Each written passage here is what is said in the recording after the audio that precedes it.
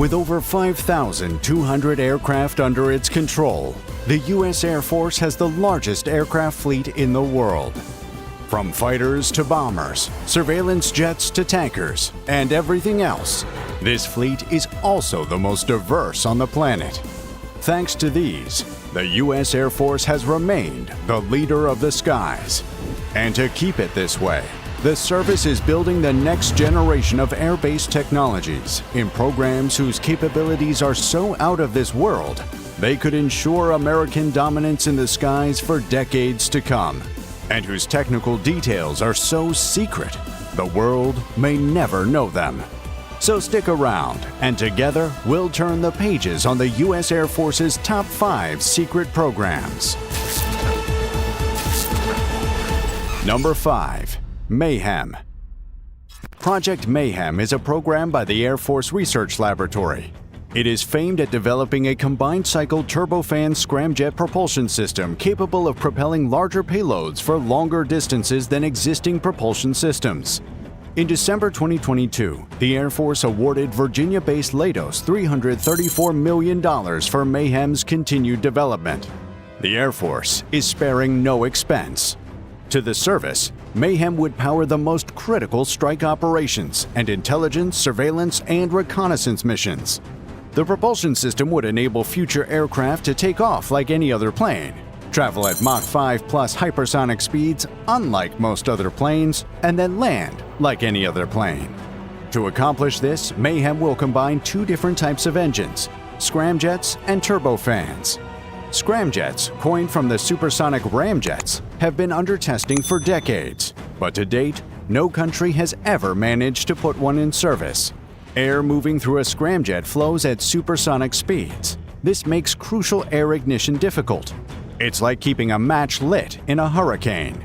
However, in recent years, there has been increasing success to this cause, and engine manufacturers have indeed devised ways to keep a match lit in a hurricane.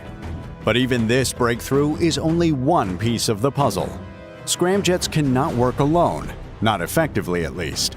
Their reliance on incoming supersonic air means they cannot function at lower speeds. They therefore rely on a propulsion system that operates optimally from a stationary position. This is where the turbofan engines come into play. Turbofan engines can power jets from takeoff to high supersonic speeds. At these high speeds, the scramjet is fed with a hurricane of supersonic air and can therefore operate effectively to thrust the aircraft to hypersonic speeds.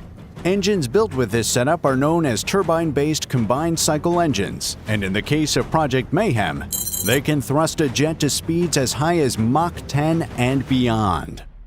Number 4. Collaborative Combat Aircraft. Collaborative Combat Aircraft, or CCAs, are unmanned aircraft designed to escort manned aircraft into battle to perform mini-missions assigned by remote operators. They'll escort 5th-generation F-35 Lightning IIs and future 6th-generation fighters, such as the NGAD fighters, during missions, a pair of CCAs per manned fighter. In these missions, the CCAs can take up a wide array of roles. They can function as extensions of the manned aircraft sensors, where they fly ahead to gather more intelligence than the manned fighter could at the moment. They can function as electronic warfare systems. Armed with more weapons than some manned fighters, they could even directly take out threats. The list goes on and on.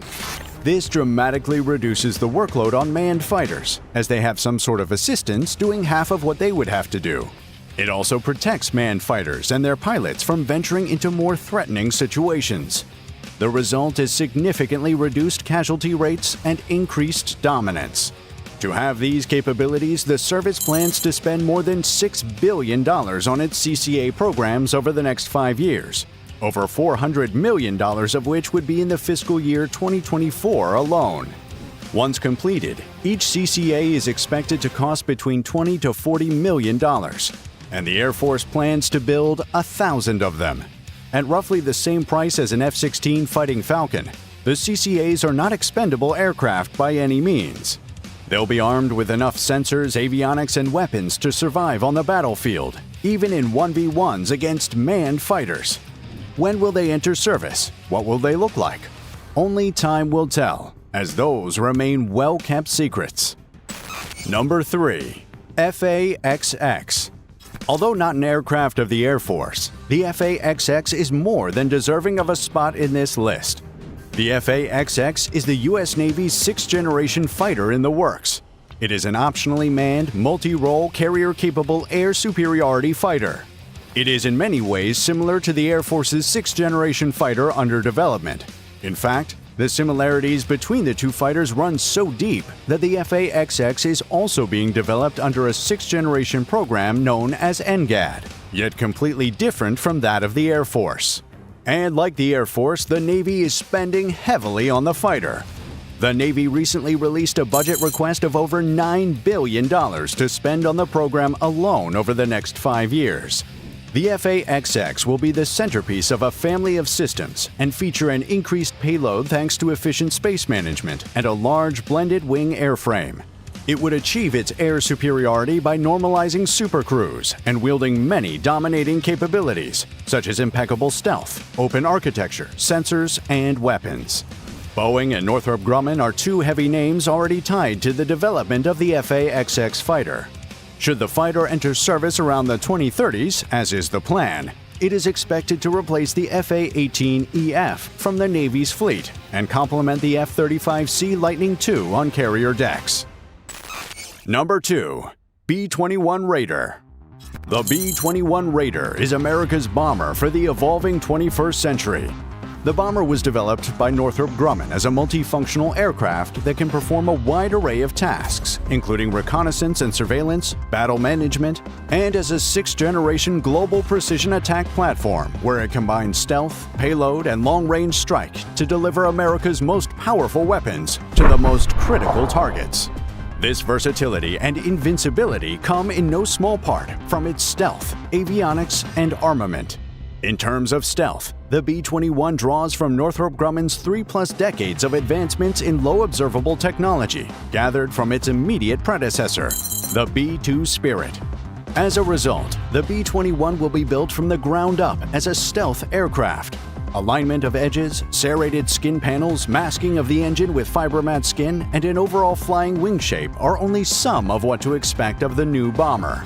In terms of avionics, the Raider will feature many advanced and modern avionics systems, such as an AESA radar, an electronic warfare system, a distributed aperture system, and so on, that all combine to form a single integrated system. In terms of armament, the new bomber will be able to deliver up to 30,000 pounds of conventional and nuclear weapons anywhere in the world, penetrating even the toughest defenses. Lethal as they like, the Air Force plans to acquire between 100 and 145 B-21 Raiders, each costing about $630 million and slated to enter service in the 2040s to replace both the B-1 Lancer and the B-2 Spirit. Number 1. NGAD. NGAD is a leader amongst the U.S.'s most crucial programs today. NGAD stands for Next Generation Air Dominance, which is exactly what that is designed to do. Next Generation Air Dominance. Not much is known about NGAD specifics, but what is known is that it is a program aimed at producing an entire family of next-generation technologies that would make U.S. air dominance in the future inevitable. This family of technologies will include new weapons, sensors, engines, networking capabilities, battle management capabilities, and so on, all working together to arm the program's centerpiece, a manned sixth-generation fighter, currently known simply as the NGAD fighter. The NGAD fighter will be the most advanced, most capable American fighter yet. Built on the back of the groundbreaking F-22 Raptor, the new sixth-generation fighter will take air superiority to new heights, quite literally. Its propulsion system would leverage an adaptive cycle engine's power and dynamic nature that enable the jet to operate efficiently under subsonic, transonic, and supersonic conditions, normalizing supercruise for the fighter and enabling it to border on space. It also builds on the Raptor's unrivaled stealth. The new fighter will reportedly maximize its stealth by taking an overall triangular shape, internally holding its payload, and having no distinct tail section, also known as vertical stabilizers. It is the first fighter in history to be unveiled with such a design.